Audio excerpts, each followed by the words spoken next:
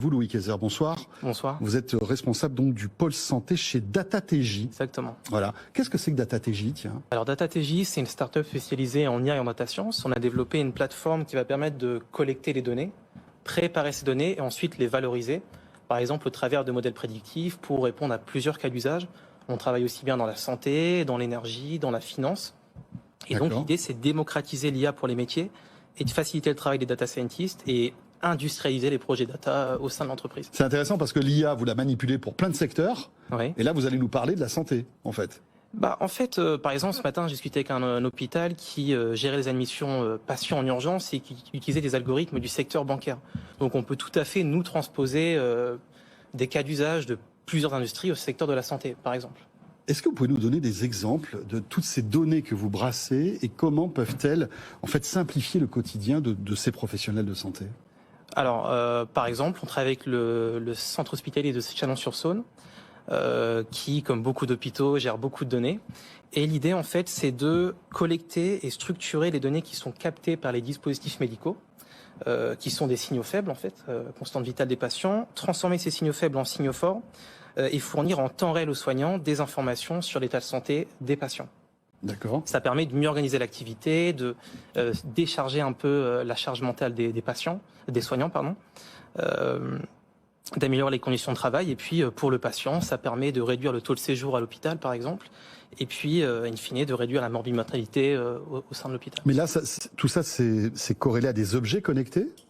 Alors, l'idée, en fait, de ce projet, l'ambition de ce projet, effectivement, c'est de valoriser les données qui proviennent des dispositifs médicaux. Mais aussi mieux connecter les hôpitaux avec la médecine de ville et les soins à domicile. Donc on a bien sûr tous ces dispositifs connectés, mais on a aussi les données de consultation, les données d'hospitalisation, l'imagerie médicale. On a vraiment plusieurs sources de données et aussi l'enjeu justement de l'IA en santé, c'est pour valoriser des données qui sont multiplication des sources de données et multiplication des données tout court. En plus, c'est un sujet sociétal aujourd'hui. On va dire, bon, la santé, on le sait, malheureusement, il y a pas mal de progrès à faire là-dessus. Mais l'intelligence artificielle, c'est vraiment un vrai sujet pour la France, qui a mis en place donc plusieurs plans dédiés, notamment le fameux dispositif Ma Santé 2022, c'est ça ? Exactement, et nous on en bénéficie en fait. Avec un financement important, je crois qu'il y a 1,5 milliard qui a été mis sur la table. Exactement. Pour faire accélérer en fait l'IA, c'est ça ? En fait, il y a le vieillissement de la population, il y a la chronicisation des pathologies, et tout ça, ça modifie la prise en charge. Et si on veut s'adapter à cette nouvelle prise en charge, il faut utiliser des outils comme l'IA pour améliorer la qualité et la sécurité des soins. En fait, prédire plutôt que de subir les événements. Oui, c'est ça.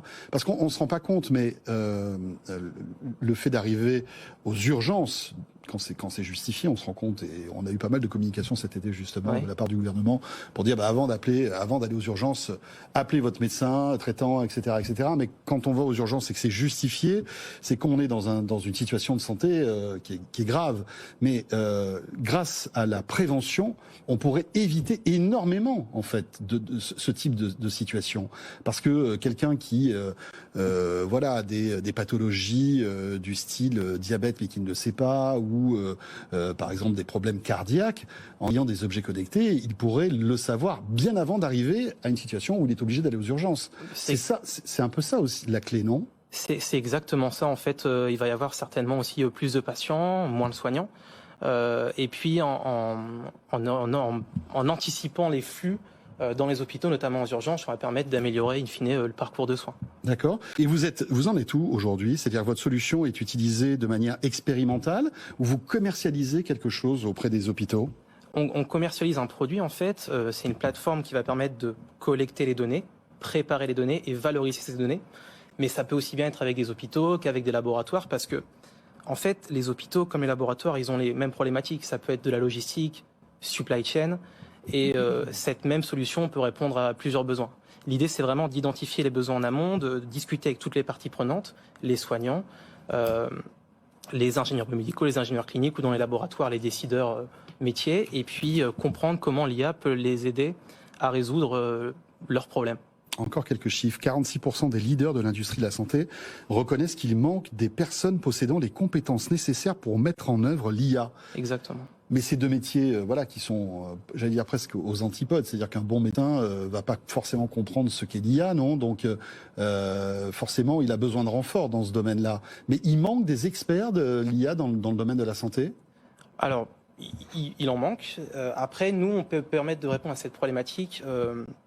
Par exemple, la solution est facile d'utilisation. C'est-à-dire que même des personnes métiers peuvent utiliser la solution et quand on pense aux médecins, les médecins et les soignants doivent comprendre la solution. Pour que l'IA soit dotée sur le terrain, il faut qu'elle soit comprise par tous.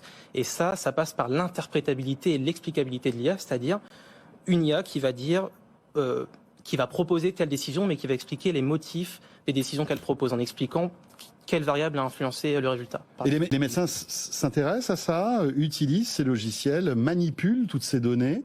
Enfin, j'imagine que c'est aussi un problème générationnel ou enfin voilà. Non, et on est même plutôt bien placé en France dans l'adoption de l'IA par les hôpitaux et les laboratoires. Là-dessus, encore une fois, il faut qu'il y ait un dialogue en amont. Il faut s'assurer premièrement de la clarté, de la transparence et de l'intelligibilité de l'IA. Et puis aussi discuter avec les parties prenantes, poser les bonnes questions pour mettre sur le terrain des solutions pérennes qui vont plaire aux médecins et aux soignants, discuter des résultats qu'on souhaite obtenir, des données qu'il faut croiser, etc. Ouais. Quand on voit aujourd'hui le raz-de-marée Apple, par exemple, avec l'Apple Watch, qui est une porte, enfin une espèce de cheval de Troie chez Apple pour entrer dans ce monde très juteux financièrement de la santé. Finalement, ils font un peu ce que vous faites, non ? La big tech essaie de rentrer sur la santé. On l'a vu récemment avec Amazon, Google depuis quelques années, Amazon Apple. Voilà. Vous portez certainement un Apple Watch. Vous avez des données wellness aussi dans cette monde qui sont valorisées, que vous utilisez au quotidien. Bien sûr, c'est un marché qui est lucratif et la big tech s'y intéresse fatalement. Très bien, vous restez avec nous. Forcément, Louis, on va revenir sur DataTJ dans un instant.